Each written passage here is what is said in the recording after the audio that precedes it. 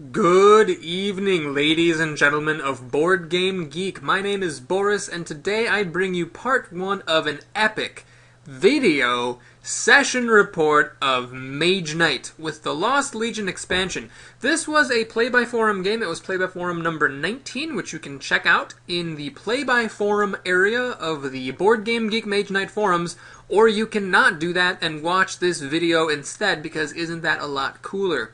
This was a 4-player competitive game with PvP on. We had the optional Rampage rules on, which I'll talk about what those are in a moment if you don't know. And we also were playing Mines Liberation. Now, if you've never played a Mines Liberation game, why, you are doing yourself a Mage Knighty disservice, because it is a really popular scenario, and in my opinion, a really good scenario that forms a nice alternative to the regular Conquest stuff you might start out playing. So I'm not going to go into the details, but in a nutshell, the way that Mines Liberation works is that by default, the mines don't actually produce crystals. They are occupied by enemies, and you need to kill those enemies before the mines start to produce. Mines are like an adventure space where you can pass over them freely and not get bothered, but if you'd like to, as your action for the turn, you can fight the enemies in a mine. It will be a face-up green enemy and a random brown enemy. And once the enemies are killed, then the mine starts to produce. And what's really cool is, not only are the mines worth tons and tons of points at the end of the game, but at the start of each round, you collect a crystal from each mine that you liberated in a previous round. So you can kind of set up an income stream for yourself. And that's pretty sweet. The scenario is also interesting for the fact that normally, in Mage Knight, you're never really going to fight more than one enemy at a time until the later game, whereas here, as a level 1 character, you could be fighting pairs of enemies right from the get-go, as you can see. So it's a pretty interesting challenge that's not normally present in the game. Now, the Rampage rules, the way they work, is that everybody starts at Reputation -1 instead of Reputation 0. And in exchange, enemies that are killed on the rampaging spaces have a chance to respawn. So let's say that this enemy gets killed. At the start of each round, every space with a marauding enemy has an opportunity, a random chance, to respawn another random enemy there. And so you can then kill more rampaging enemies for more fame and more reputation. Now personally, I've never played this scenario before this game, so I figured I'd give it a shot because another player suggested it, but having played it, I have to conclude it's pretty dumb, because yes, you can kill the monsters for fame and reputation, but I'd rather spend those resources on other more interesting tasks than basically killing just random enemies that spawn in the middle of the map, and starting out with -1 reputation is pretty annoying.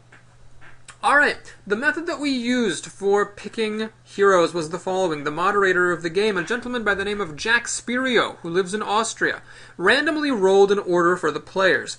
And the way it works is that if you are rolled first to pick a hero, then you are going to pick last for the daytime tactics in round 1. And correspondingly, if you get last pick of heroes, you get first pick of tactics. It's a very good system. I like it a lot. Highly recommend it for your games as well. Now, of course, we're going to pick heroes without ever seeing the map or anything. I just kind of have it out here to get things started for this video, but without seeing anything, I was rolled to be the first hero picker, and I made a bit of a mistake here. I rolled randomly, and I got Norwis, who is my favorite hero, so I was happy to play him, but the problem is, when you're given the chance of picking heroes, especially if you're going to be at a disadvantage picking tactics last in the first round, you really want to try to pick someone who has skills that are well suited to the unique demands of the scenario that you're playing, and Norwis is really the worst possible hero you could pick for this scenario.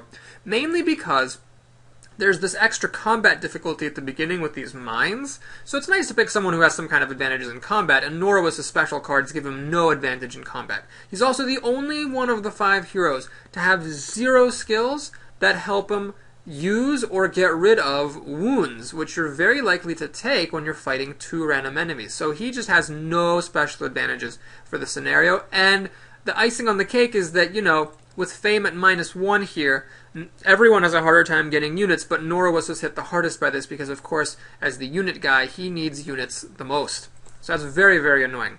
So I really should have at least mulliganed him or just picked someone else. But I rolled him, and, well, you learn the hard lessons, right? So I was having myself a little bit from the beginning here, having first pick of heroes and basically using it on someone that nobody was ever going to pick. The next player after me was a gentleman by the name of Guy, and he picked Arithia, which is a very good choice in this scenario because, like I mentioned, it's hard to clear a mine as a low-level character without taking wounds, and she has the highest probability of drawing a wound-based skill. 3 of her 10 skills help her get rid of wounds entirely or use them to good effect. The next person to pick was a gentleman by the name of Keith. He will always hold a special place in my heart because he was the moderator of the first play-by-forum game I ever played. And he really liked Tovak and Goldix, so after bemoaning the fact that we were forcing him to suffer such a difficult choice, he picked Goldix. And then the last player was a gentleman by the name of Pavel, who lives in Austria. Excuse me.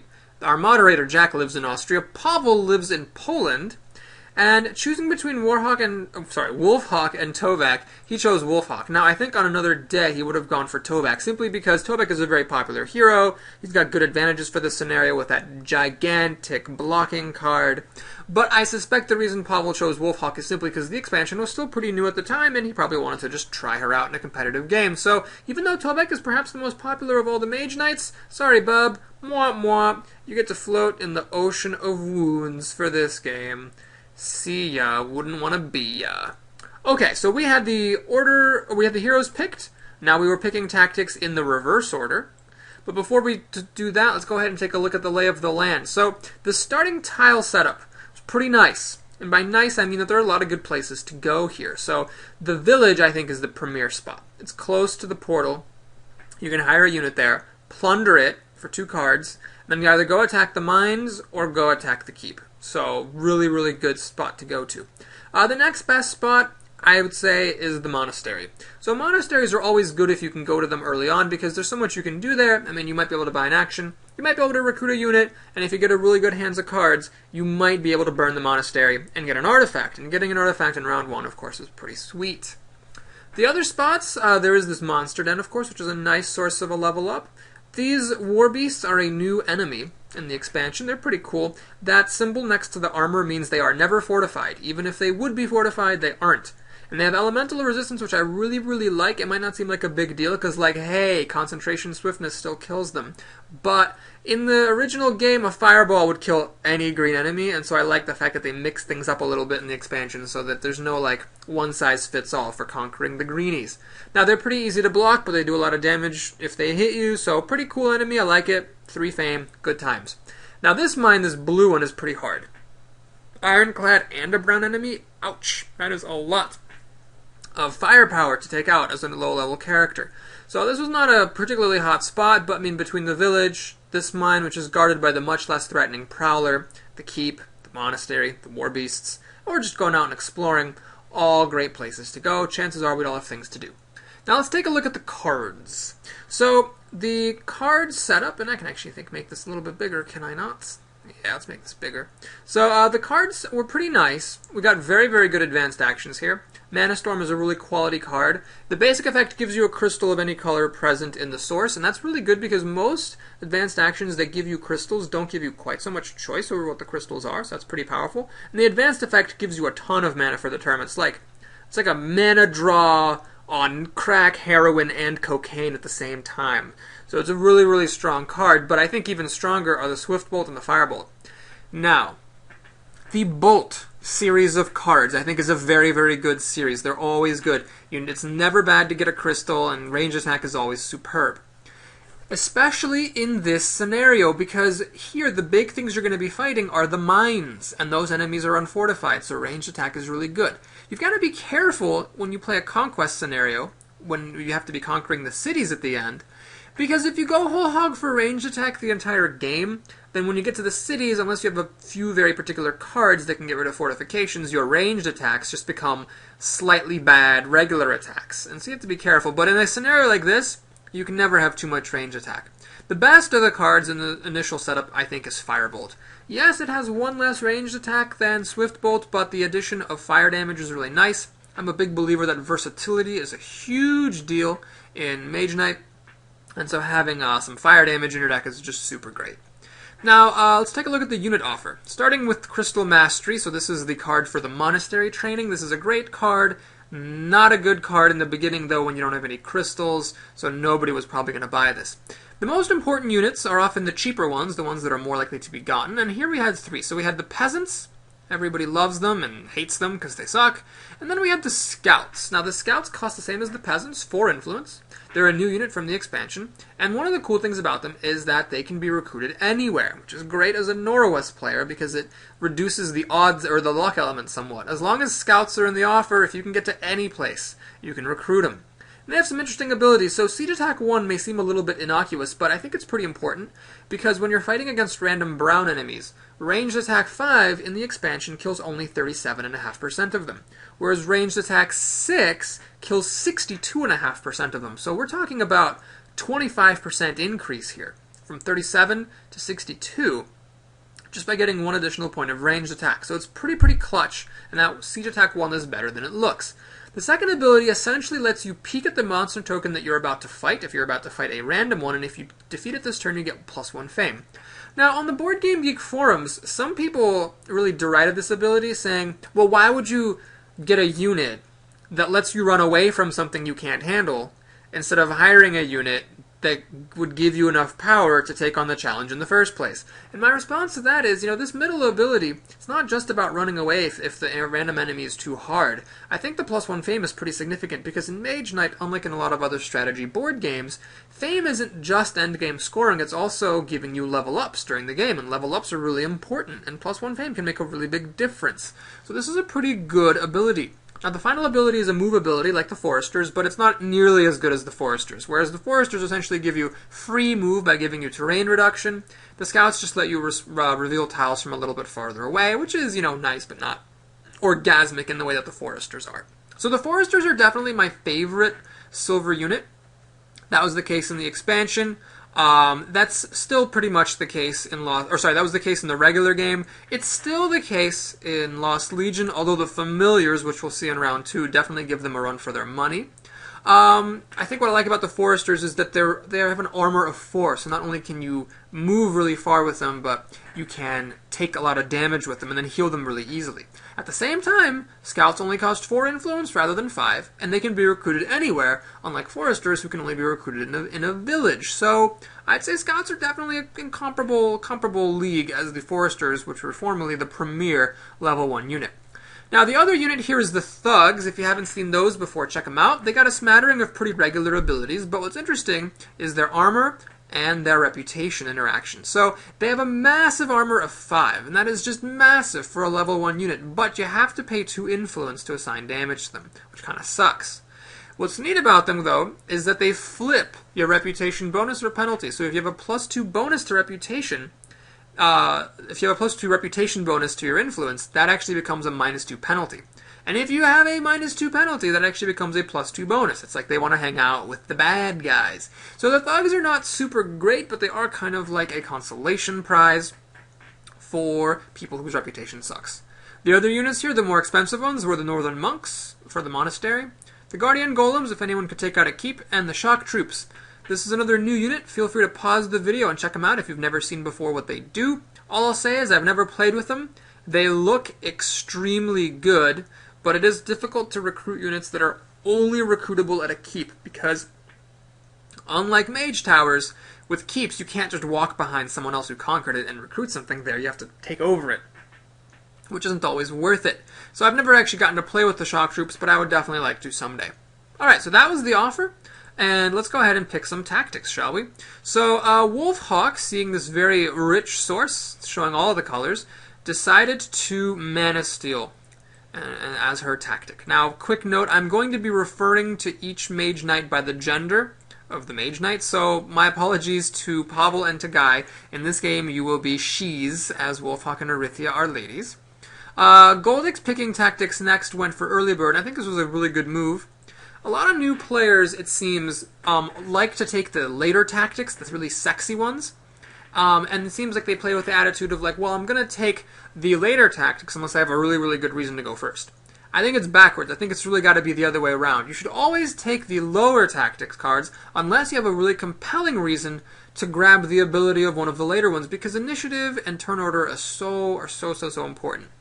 Arithia picking next decided to grab Planning. which is a solid choice. It does sort of probably consign her to going last in the round, but it is a pretty good card, giving her an extra hand limit, so depending on what she started with, it might have been a good play. And finally, I was extremely happy picking fourth that Rethink was still available, because here was my hand. I had Rejuvenate, Determination, Swiftness, Rage, and Noble Manners.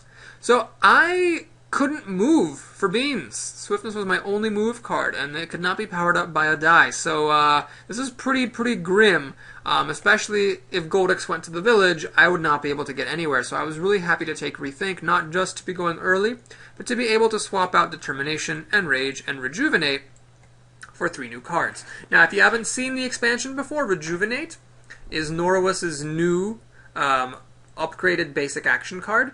Every hero in the Lost Legion expansion now has 2 upgraded basic actions instead of 1, which I think is really cool, and this is Norwas's. It's an upgraded version of Tranquility. So instead of 2 options to choose from in Tranquility, you now have 4 options to choose from in Rejuvenate, and the new options are gain a green mana token or ready a level 1 or 2 unit. Now, readying units is my absolute favorite thing in Mage Knight. There is nothing I love more in this game than readying my units and using them multiple times. So this is an awesome card. I love having it, but it's kind of crappy early in the game when you have no units. So let's put that away. I ended up drawing it later, but for now, I got Threaten, I got Improvisation, and I got Stamina as my 3rd card, so thank God, so I could actually move out of there. Alright, so that was it for my rethinking. Let's go ahead and take a look at the game. So here we are.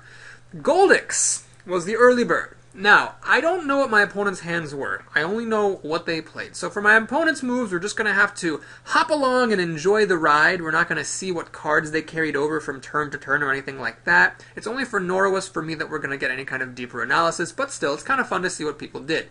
Goldex played March and Swiftness to hop over to the village, as I suspected he would. And this made me sad because I was, of course, holding out hope that for some random reason he would go somewhere else and let me go to the village and recruit the scouts.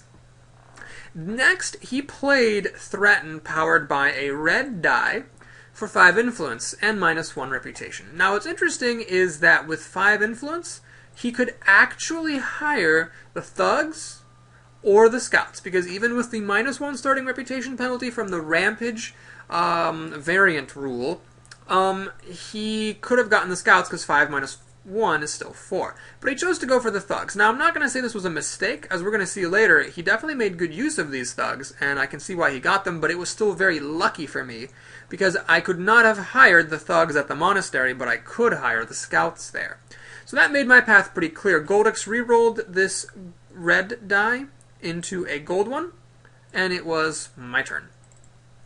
I played Stamina, powered by a gold die, and Swiftness for 6 movement, and with that, I just went hop across the forest into the glades. Remember, these enemies on the hill, they are not rampaging enemies. These guys are in the mines, so we can safely walk past them. Now, the one controversial thing here is maybe I should have used a blue die instead of a gold one, just because I really wanted this white die to stick around. And as we'll see in the second round, I ended up making some contortions to be able to use this white die in time. So perhaps keeping some more gold mana in the source would have made white mana more available to me when I needed it. But such is life. I re-rolled the gold die into a blue one, so we had a real abundance of watery mana in the source. And that was my turn. We'll see what cards I drew at the start of my next one. Wolfhawk played March, powered by... Oh, hang on. I just realized something. I never told you what Wolfhawk mana stole. Haha, she stole the green die. Okay, so she was holding on to the green die, and so she used the gold die from the source to play March for 4 movement, and then another March for 2 more movement. And she moved to the Monster Den with 6 movement. So this was a very aggressive player, and she ended up doing some pretty crazy things. But at the time, I didn't know what she was planning, whether she was planning to go after the War Beasts, or go after the Blue Mine, or even just keep on walking and continue exploring. So it was a pretty flexible move, stopping here on this Monster Den.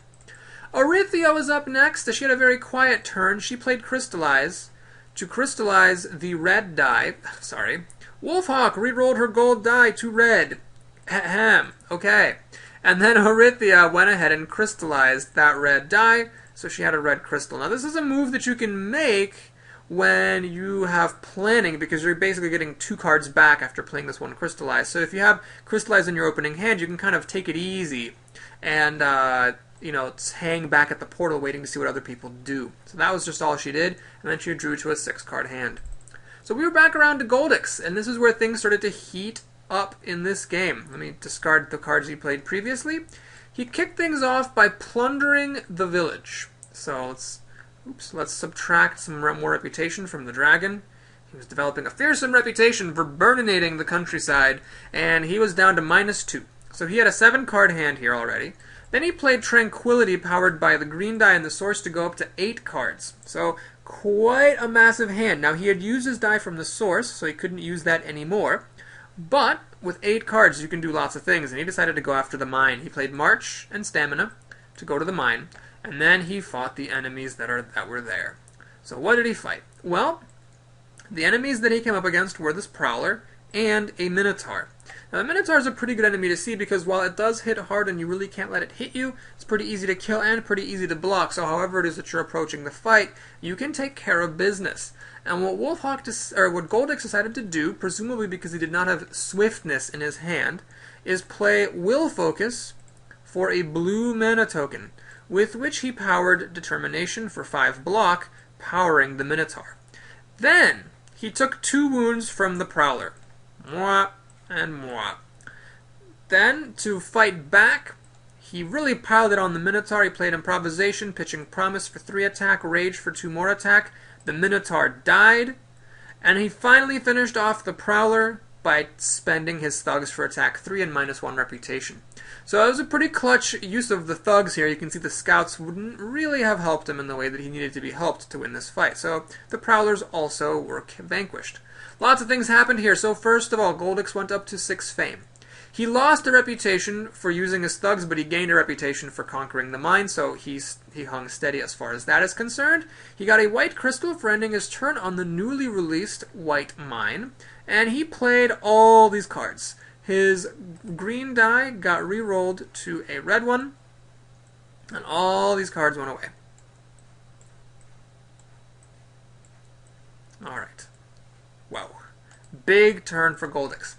He drew Healing, Potion Making, and Glittering Influence. And this was probably like literally the 2 best skills he could have possibly drawn, because Glittering Influence blows monkey chunks, and Potion Making is exactly what he wanted. So not only did he get to have a skill that would let him heal off these 2 wounds next round, but he got to throw away something to the common offer that he didn't mind losing in the slightest. So very, very good start from Goldix, and a little bit of luck thrown in there as well, but it was all in all very nicely played.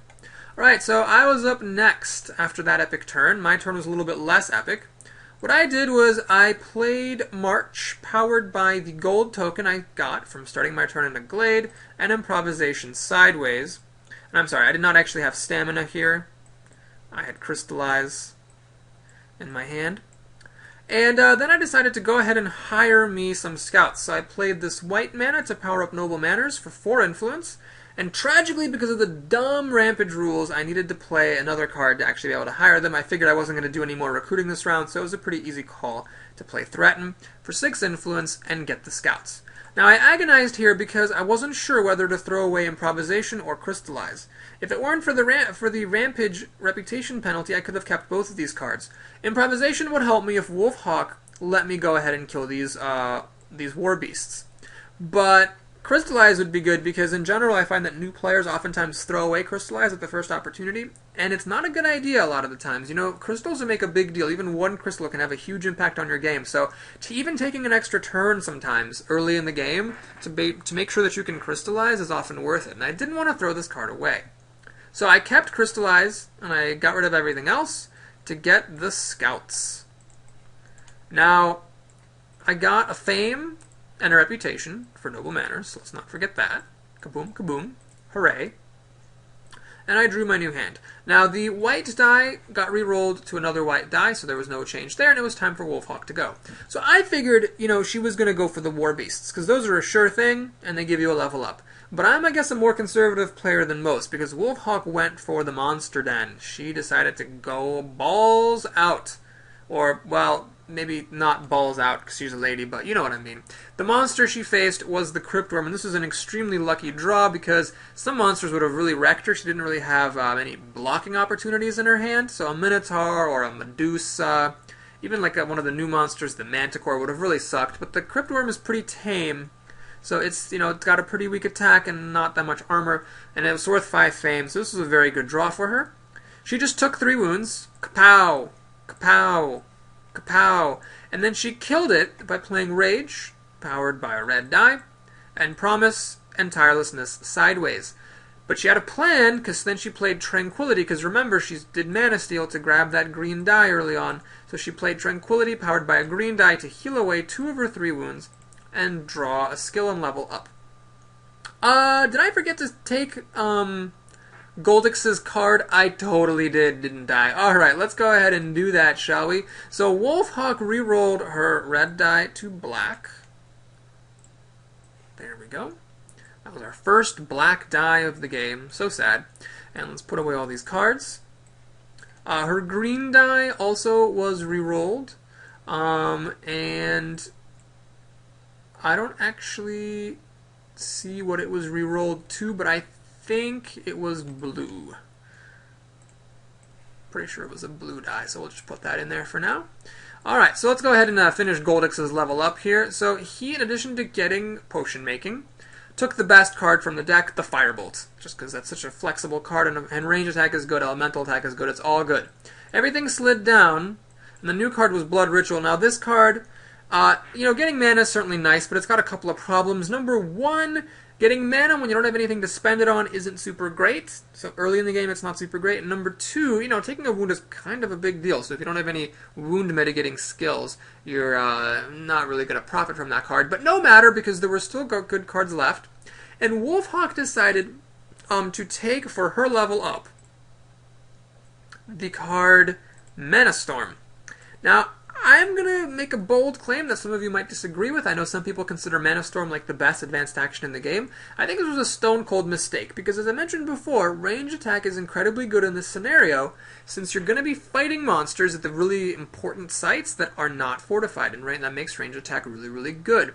So Swift Bolt here, I think, was the pick that you needed to make, especially if she was planning to go after this mine here, because Swift Bolt with concentration could actually kill the Ironclads, or they can kill most of the Browns, so she would put her in pretty good standing. So she grabbed Mana Storm, and the new advanced action that came out was Steady Tempo, very solid movement card, so it's nice to pick those up at some point. And she was kind of in a neat spot because Wolfhawk has 2 out of 10 skills that heal a wound and give a crystal, so she was in pretty good shape to get rid of this last wound. Unfortunately, she expended all of her luck vanquishing this Cryptworm, and the skills she got were kind of lackluster. She got Hawkeyes and Motivation. Now, if you don't know Wolfhawk's skills, her version of Motivation gives her a Fame, which I don't think is as good as a mana token, but who cares, because usually you're not getting that Rioter ability anyway. It's just the 2 cards are really nice. And Hawkeyes is a movement skill. So unlike the other movement skills, it only ever gives 1 movement, but it's got some bonuses. The bonuses are that if it's daytime, you can see the defenders of fortified sites from 2 spaces away, and if it's nighttime, you can explore for 1 movement point less. So I think it's not that great of a skill, to be honest, and she should have grabbed Motivation here. Motivation is especially powerful because it acts as a kind of proxy heal. If you can't heal, well, draw some extra cards, and you can kind of temporarily ignore the loss to your hand limit.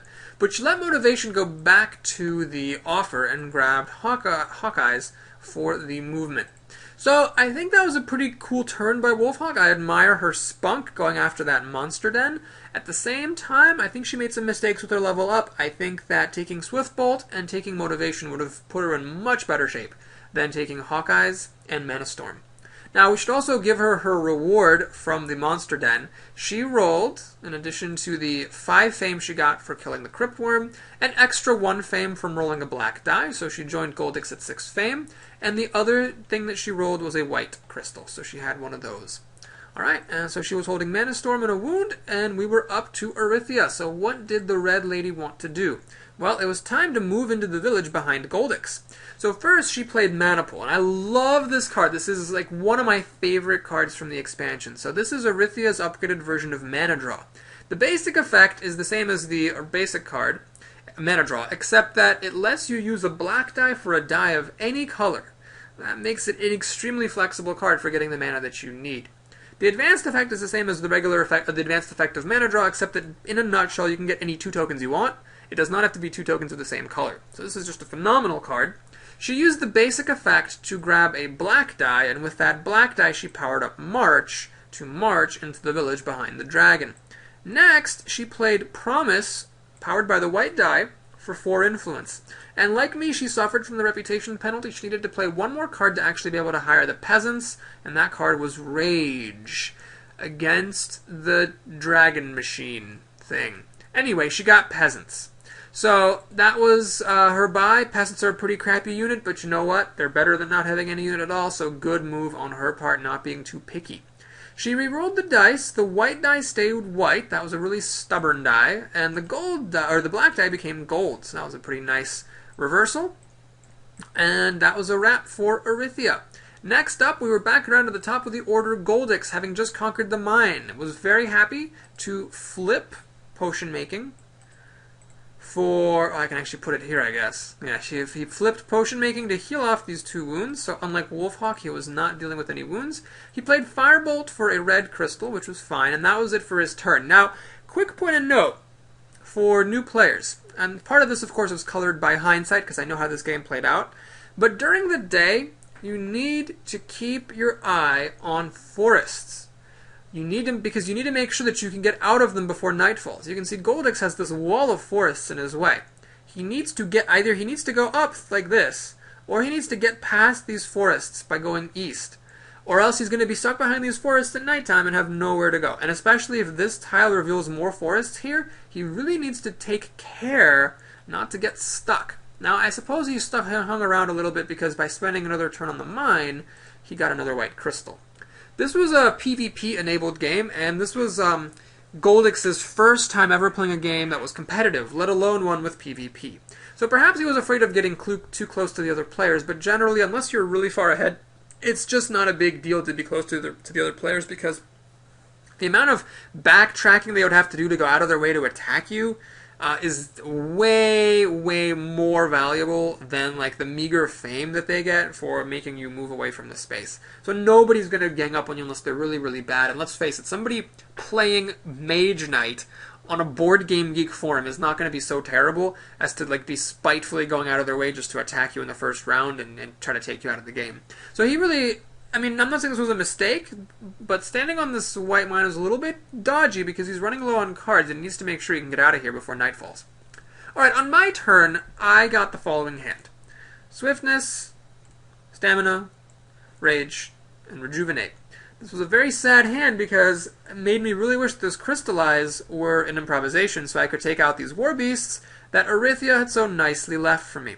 Well, I decided that I just couldn't afford to spend a turn doing nothing to crystallize, because I figured if I did, Wolfhawk would kill the war beasts from me, and I'd be kind of stuck in a really awkward spot, being unable to get a level. The other thing was I had a good feeling Arythia was going to go up to attack this keep, and remember the card offer, Steady Tempo is not a bad card, but Swift Bolt is really, really good, and I wanted to get it. So I decided to play my cards in a ridiculously suboptimal fashion, just so that I could make sure I could get Swift Bolt. So here's what I did. To block these War Beasts, I actually played Crystallize, Swiftness, and Stamina sideways. Ugh. Then I played Rage, powered by a gold die, which was pretty clutch, for 4 attack. And where did my 5th attack come from? It came from the Scouts. Really, playing Rejuvenate sideways would have been just about exactly the same thing here, but I wanted to keep Rejuvenate on hand in case I drew Concentration to go with my Swift Bolt, and there wasn't any green mana in the source for me to play it with. I could actually use Rejuvenation for the green mana token. So, that was my turn, and I re-rolled this gold die back into a black one, and passed the turn after getting my level up. So let's go ahead and give myself my level up. I was extremely happy to go up to 4 fame and an extra reputation, crawling out of that hole that I started in. And from my skills, I kind of drew an interesting pick. I drew both mana skills. There was nothing in the offer that I wanted, and mana's always good, so I took Whispers in the Treetops and put what is it, leaves in the breeze or whatever, into the common skill offer. Now, the choice between those two skills was sort of academic, but I went for this one because whenever you get these mana skills, you just always, the crystals plus a token, you just need to make sure that there's never going to be a case where you need the crystal but can't use the token, right? Because then it's a waste. So I figured with me coming up on concentration and definitely wanting green mana, the green token is going to be more useful, and so this is the one I took. It's a little bit ironic, but or like paradoxical, but for these skills, you really want to judge it by the token. Whichever token is the more critical one, that's the skill that you want to take. Alright, so let's go ahead and take Swift Bolt, because I definitely want that. Yoink! So I got Swift Bolt. The new card in the advanced action offer was Diplomacy. Not a bad card. Influence and block. Solid, versatile, good stuff, but I was very happy with my Swift Bolt, and if I drew Concentration out of my deck, then I'd have a pretty good chance of being able to burn that monastery in my next turn and put myself in a pretty good spot. So thank you, Wolfhawk, for leaving me Swift Bolt as opposed to the Mana Storm. Next up was Wolfhawk. So, what did she want to do with this hand? Well, what she decided to do was play Mana Storm to reroll the blue die and get a blue crystal. So she did that, and the blue die actually got re-rolled to red. So that was kind of interesting, because then what Wolfhawk decided to do is use this newly acquired red die to play Improvisation, Pitching Determination, with the extra move from Hawkeyes to go backwards through the forest into the glade and heal the wound. Now, this was a kind of interesting play. I'm going to go out on a limb and say this was a stone-cold mistake, because going backwards 6 movement, 5 movement, I guess, if you consider that she got 1 movement for free, is a huge expenditure of resources just to heal a wound. She would have been much better off exploring a tile here, and maybe... How did that wound get there? Weird. She would have been much better off exploring a tile and hoping to find a glade, or a village, or a monastery there. Yes, not every tile has one of those things, but it might be there. And so it's better to do that and, keep on exploring than it is to go back so far just to heal a single wound. Now, the other thing about this move is maybe she was hoping to put pressure on her opponents, because she did have some movement cards left in her deck, and on top of that, she had, Concentration, Swiftness, her special card, Swift Reflexes. She had a lot of power in her deck, so maybe she was trying to freak people out and get them to, worry about her attacking them. And I did worry. I really worried about going into this monastery, because, hey, what if Wolfhawk came in after me afterwards? But the thing is that, I still had a lot of power in my deck. And since Wolfhawk was the highest famed person in the game, until somebody leveled up, there was no reason for her to go after them and attack them. So I feel like this was a mistake here. Going back, she should have gone forward instead. But that was her move. She did manage to get rid of the wound. She re-rolled this red die into a blue one. So back to blue it went. Oh no, excuse me, I apologize. She rolled a gold one. There we go. So on her this was her third turn. So the blue die turned gold. These 2 cards were spent. She'd gotten a crystal from Crystallize, and we were off to the races with Arythia. Now I'm a little bit surprised Arythia here, having a 6 hard hand from planning, elected not to plunder the village. I think plundering the village would have been the right move here, because she decided to go after the keep. Because, you could, there's some pretty tough things you could fight in the keep, and having to move 6 spaces and kill whatever's in the keep, even with the help of peasants, is a little bit of a tall order when you're a level 1 character. But she decided to go for it. So she played Swiftness and March for 4 movement. And this let her move to the forest with 1 movement remaining and see what was in the keep. She got lucky. Turned out it was the Thugs. Now, the Thugs are an interesting unit. You can see they're very plain. The weird features about them are they're only worth 2 fame, the lowest of any gray unit, but they give you a reputation for killing them, so killing them sort of offsets the penalty that you get for attacking the keep. And Arythia, even though she wasn't getting a level up from this, was just fine, because what she did was play Stamina to assault the keep. And how did she handle these Thugs? Well, she decided to play Tranquility sideways and spend the Peasants for 3 block to block them. Now, she had 2 cards left in her deck at this point, and having not spent any of her any dice from the source yet, she used this newly obtained gold die from Wolfhawk to whip out a clutch Battle Versatility for 4 attack and then Determination provided the remaining attack that she needed to take out the thugs. So she didn't get any level up, she just got up to 2. But at least her reputation stayed steady because of the thugs, and she made good use of all of her cards. So that was that, and she re-rolled the gold die into a green one. Alright, we were back around to Goldix now. And what he did was, I think, again, a mistake. So what he did was he played Stamina, powered by a blue die for 4 movement, to go to this hill. And then he played Swiftness to explore the tile. Now, this, I feel, maybe he was counting on being able to use more movement cards to move onto this tile. But the problem is that he really should have moved into the forest, because it's more important to be here when night falls, and let Arythia explore the tile, because look, if Goldix is standing right there, there is nowhere for Arythia to go. She has to explore now. There's just nothing else that she's going to be able to do, unless maybe she, like, whips out Threaten, which I don't think she had played yet, and, like, hires one of the keep units or something. Clearly she's going to be exploring this tile. You have to be very careful exploring tiles, because when you explore a tile and someone else gets to use it before you, then you're effectively giving your opponent 2 free movement, which is terrible. You do not want to do this. So he explored and was very unlucky by drawing what I affectionately like to call the bitch tile. This is the countryside tile with 3 swamps. Ugh, just such a terrible tile. Granted, that was a little bit unlucky, but he did kind of set himself up for, you know, the opportunity to be really punished, because now, surrounded by swamps, he had nowhere to go. Well, he decided to play Mana Draw to grab another blue die, and he Crystal Joyed it into a green crystal. Crystal Joy is Goldix's card. You can take a look at it if you haven't seen it before. Basically what it does is it lets you discard a card in order to take Crystal Joy back into your hand so you can reuse it. Now that's pretty rare. I haven't seen that used very often, to be honest. But it is a very thematic card for Goldix, and that was all he did. He just stayed on the hill because, having played Mana Draw and Crystal Joy, he did not have the card power left to be able to move into this forest. And so, yeah, I think he was really setting himself up for trouble here, because although he did have a strong start, conquering a mine, getting a unit, getting a good skill, all the things you want to accomplish in round 1, he didn't take into account positioning, and now there's this wall of 5 terrain spaces blocking him in for round 2. Now, on my turn, first of all, Goldix rerolled these 2 blue dice, and they became green and black. So it happens that there was an abundance of green mana, which of course I couldn't have known. I was very, very prepared with my skill and my Rejuvenate to be able to have green mana in case I drew Concentration, and in fact I did draw Concentration to go with my Swift Bolt. Now, Concentration plus Swift Bolt will kill most purple enemies.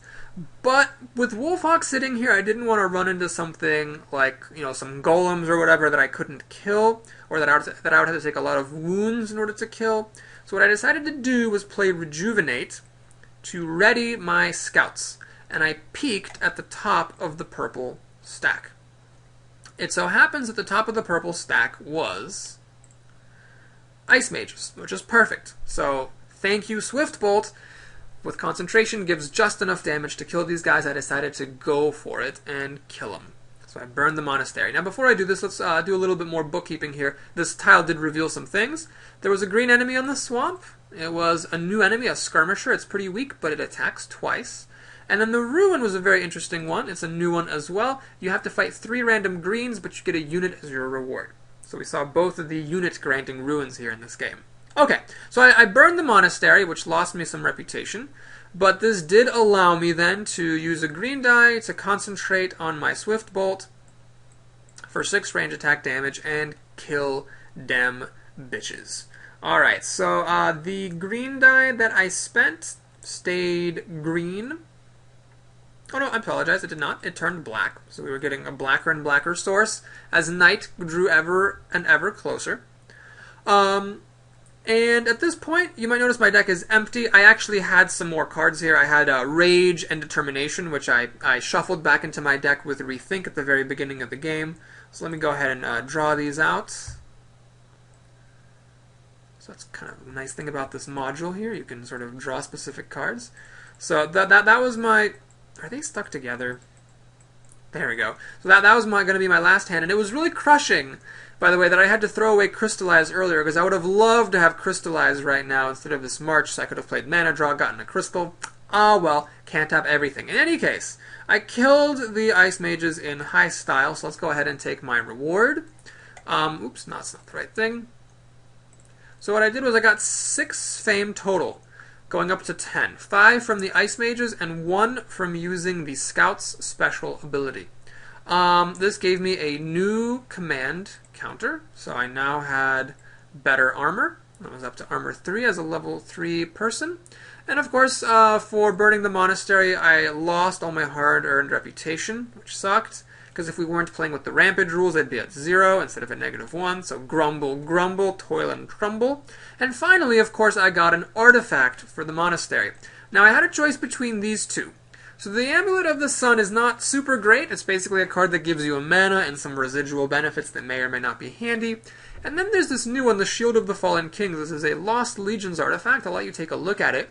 Basically, it gives you a ton O block. Now, I decided to go for the Shield of the Fallen Kings, but in retrospect, I think I would have rather had the Amulet of the Sun. And the reason for this is that with my ranged attack focus, blocking, is sort of a non-bow. It does make me a little bit more versatile, but it doesn't quite go well with what I already have. And this artifact, it turns out, is a little bit harder to use effectively than you might think. So let me know what you think about this artifact in the comments. Tell me if you like it or not. Personally, I ended up being a little bit underwhelmed, as we shall see as the game continues. Oops. So let's go ahead and give this to me. So this was my hand.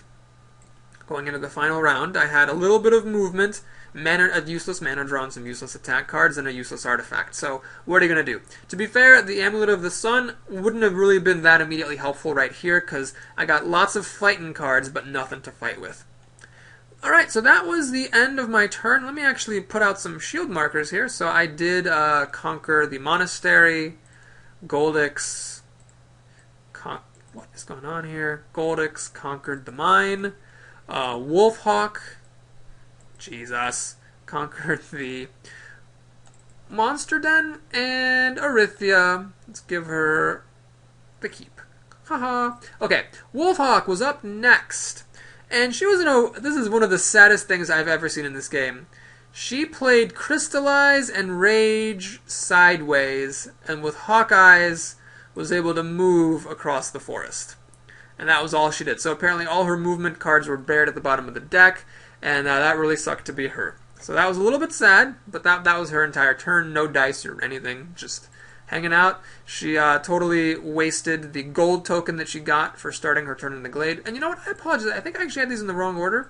Yeah, she had crystallized. What am I doing? She crystallized. Yes, that's right. So she used a blue die here from the source to crystallize and get... I don't remember if she got a red one or a green one. Let's just take a look at this real quick, folks, just so I can get this right. What did she get? You can see some of the notes I'm using here. Oh, she just crystallized a green die. Okay, good. So thank goodness I cheated. She crystallized a green die straight up, deciding to leave the blue one there. Then she played Rage and Mana Draw sideways with Hawkeyes to crawl desperately to this forest. And that was all that she did. The source was unchanged. She rolled a green die to replace the green die that she had played, and that was that. So you can see she's kind of already paying for it. Going back here, now it's ended up being really costly for her to try to crawl back. On Goldix's turn, he called the end of the round, not surprisingly, because he was totally out of cards. On my turn, I didn't actually need to do this, but just for the hell of it, I flipped my skill to get a green token and a white crystal. Ta-da! I used the green token to play March for 4 movement and explore out here. What the? Weird. Okay, so I got this tile, which is pretty good. Dungeon is a very good place. Obviously, you can't use your units there, but it's a really great reward for killing a brown enemy, which even without units isn't like super hard. And unfortunately, there was no rampaging enemy that I could reach. So this forest out here gave us... That's not correct. It was not a war beast. That was actually a witch doctor up here. We'll fix that later. So there's a unit up here that I couldn't get up to. I just spent my 2 remaining movement points to go to the monastery, and then with 4 cards remaining in my hand, I did absolutely nothing. Now, if this had been the Amulet of the Sun, like I said, there's been nothing I could do. It's crushing and tragic that I just didn't have Crystallize with me right here so I could get a crystal. So my main problem at the end of round 1 was I had an artifact, I had a good number of fame, I had a unit, I was level 3, all these are good things, but I just really had a bit of a mana trouble. I mean, I had a skill giving me mana, but that was it. So I could be in a little bit of a pickle in round 2 with mana if the source proved unkind to me. Now, Wolfhawk on her turn absolutely floored me. I never in a million years thought she would do this. She actually went to the mine. I believe she used a blue die to power stamina to... No, I'm sorry. What am I saying? Stamina plus her skill Hawkeyes gave her 3 movement, so she got up to the mine without having to use any dice from the source. And so here was her deck. She had all of her cards left in it, like this. So she actually crazily fought the Ironclad and a random brown enemy, and she lucked out big time, because she had concentration here with the green die, powering swiftness for 5 ranged attack, and that let her kill the Medusa. Now, what's interesting is I could have actually gotten rid of this green die by playing mana draw with a white die on my turn for no reason, and just turning this green die to something else. It just did not occur to me that she was actually going to go into that mine and fight it, because even though she killed the Medusa, and fine, that's really good, with this orc, there's really very little that she could do. So she spent a white crystal here to power Swift Reflexes. This is one of Wolfhawk's special cards. What it lets you do, it's an upgraded version of Swiftnesses, and it gives some more options. So now the advanced effect can move, do ranged attack, or reduce an enemy attack by 2. So she reduced the Ironclad's attack by 2, so that it only dealt 4 damage rather than 8, and so it's that she only took 2 wounds instead of 4. So she went into round 2 with 2 wounds. Granted, she's most of the way there to conquering a mine. The Ironclads are still there, and they're alone, they don't have a buddy, but still having 2 wounds going into round 2 is not where you want to be. And I want to point this out. She went backwards across the forest to heal a wound, but then she ended up with 2 wounds. She would have been better off had she just stayed put. Like, she would have been better off if she had just discarded those cards and literally not moved, or just spent them to move on to the mine, because this threaten right here, if it had been Determination, she could have reduced the Ironclad's attack by 2 and then played Determination to block them. But she threw Determination sideways to Improvisation to do her crazy backwards move. So that was a very, very costly mistake by Wolfhawk in the beginning of the game, because now, granted, she's got a lot of fame. She got 5 more fame for killing that Medusa. So she's, quote-unquote in the lead. 6 plus 5 is 11. And she's got crystals. She's got, a couple of crystals, plus she's going to get 1 more in the next round when she clears out this enemy. But she doesn't have any units, her skill's not very good, and she's got 2 wounds. So she's in a really tough spot. Now let's go ahead and do an end-of-round analysis. Excuse me, Rithia had to go! Whoa. Before we do any end-of-round analysis, let's go ahead and re-roll this die. This die was re-rolled green, so the source stayed the same. Wolfhawk had nothing in her hand except for 2 wounds, so she was all spent. Let's not forget Arithia's last turn, shall we? So she had 5 cards left, and they were these. She decided she really needed to get her level up, even though it meant taking some wounds.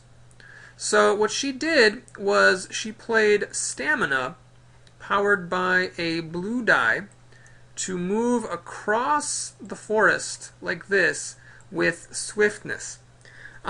And this provoked the rampaging enemy here, but she actually didn't have enough cards to block even one of its attack. Even though a single card played sideways would block its attack, she just didn't have enough cards to do it, because she had to play Improvisation, Pitching, Threaten for 4 attack, and then she played Concentration sideways for another attack to be able to kill this enemy.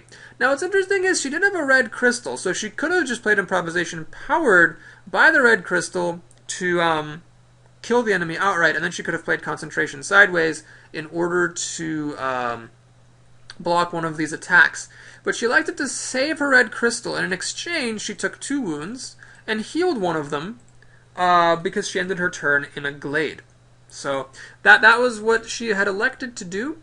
And what's interesting here is that I seem to have messed up somewhere, because there was definitely another turn that Arithia got.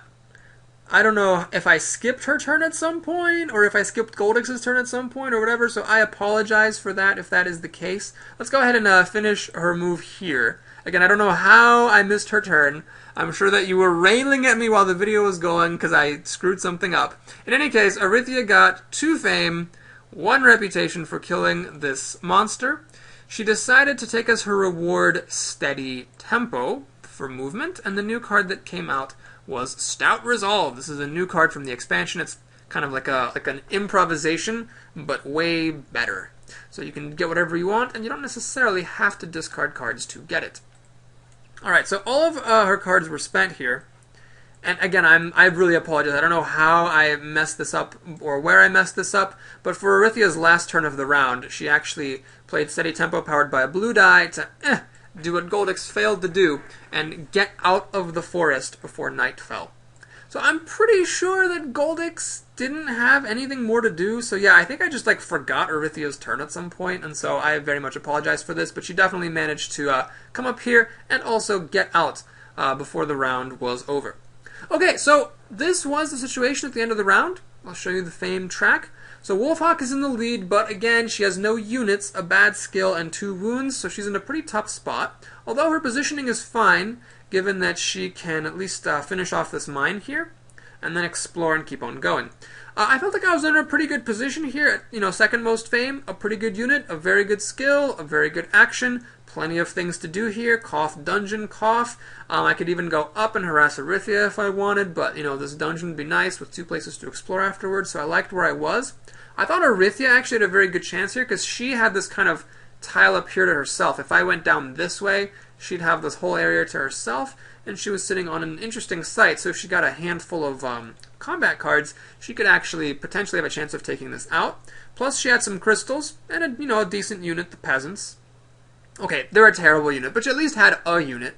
So she was in decent shape, I thought, and Goldix, with a pretty good unit, and, a decent number of fame, and also a mine, giving him a crystal at the beginning of the next round, I felt like he was in an okay shape, but his positioning is bad. He's really far deep in the countryside. It's difficult for him to get out. He's surrounded by 5 movement terrain, so it's going to be difficult for him to do anything productive. But if he could get out of this forest and then move on, if he got enough movement cards early in the round, he could potentially get back into the game.